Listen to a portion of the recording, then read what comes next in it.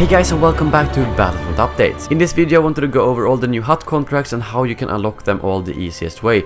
Because even if they are that complicated, they are a lot harder than just farming credits and levels like we had to do before the Outer Rim DLC. And a lot of you asked me for tips on Twitter on how to beat the different Hutt contracts. Before I get into the video, I've got a sponsored message from the Star Wars card trader app by Topps. This is an app that allows you to buy, trade and collect digital Star Wars cards of your favorite characters. There's thousands of officially licensed Star Wars cards in this app, including the Force Awakens characters.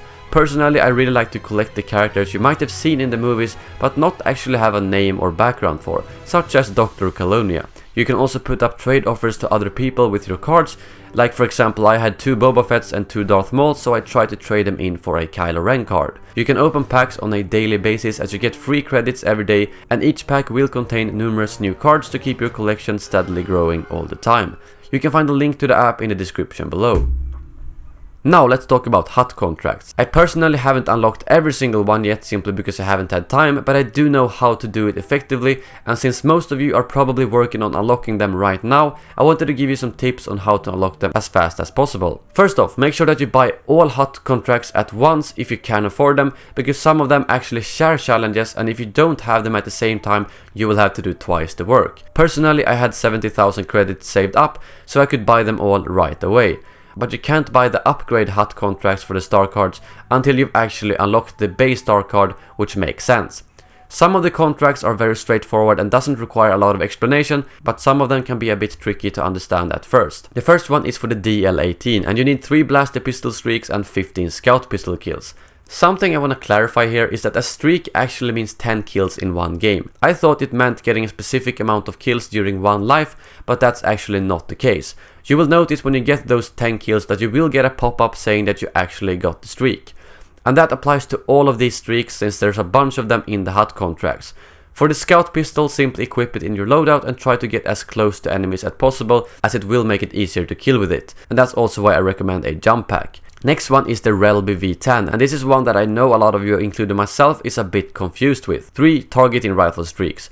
I thought that the T21 was a targeting rifle, but apparently it's not. So when I played with the T21, I did get the heavy blaster part finished, but I didn't manage with the target rifle streak or kill 15 enemies in one round. What you need to use is the T21B, because that counts as a targeting rifle. The best thing here is simply to join a game of Walker Assault or 40 player mode of your choice and rack up at least 15 kills with it, as that means you will beat the third challenge and also get at least one of the streaks done. If you get 30 kills with the T21B in one game, you will finish all 3 streaks at the same time. Next up is the DLT19X, which has the same streak challenge as the Relby contract, which is why it's very good to have them at the same time. 15 cycler rifle kills is also something that is very good to get in Walker Assault, so I would recommend that you use the cycler rifle at the same time as you use the T21B, and you could actually combine that with the scout pistol to have something for close quarters.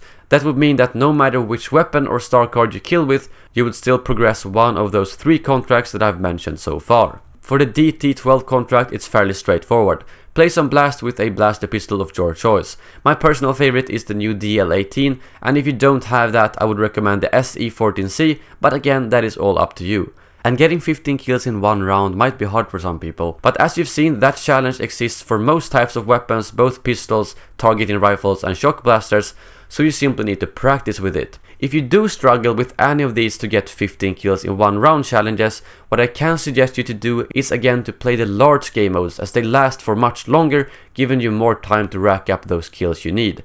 And you can also make sure to not use your star cards as much and try to get all your kills with the actual weapons instead of the star cards. The Adrenaline Stim card Hutt contract is very simple. Just play extraction and try to do the objective. Not much to say here, it was probably the easiest one to beat. Or actually, the Dioxis grenade was even easier. All you need to do is create a loadout with a smoke grenade and flash grenade and just spam them as soon as they're off cooldown. Smoke can be thrown anywhere, but flashes need to actually flash a person in order to count. But I think I actually unlocked this in just one game, so it's a very simple contract to beat. The last standard star card is the Scattergun, and what I recommend here is to equip the CA87 and play the Outer Rim rotation. The Jabba's Palace map specifically is very good for this, as it's so close quarters. And the focus fire charge card that you need to use for the contract is also very good in combination with the CA87, as it makes it almost like a sniper, as it fires a slug when you've activated it. So if you play on a bit more long range maps, that combination can definitely help you out a lot. Adrenaline upgrade card, super easy as well. Just use the adrenaline card 20 times and then the personal shield 20 times. You don't even need to be in combat to do it. The Deoxys upgrade can be a bit trickier. The explosion kills and cooling cell is very straightforward and easy because the game has a lot of explosives, so you'll get there naturally. Otherwise, if you have problems, just equip a thermal detonator and impact grenade. Getting kills with the Deoxys grenade, however, is pretty hard actually, because most people run out of them. The easiest way to get kills with them is to play objective heavy games.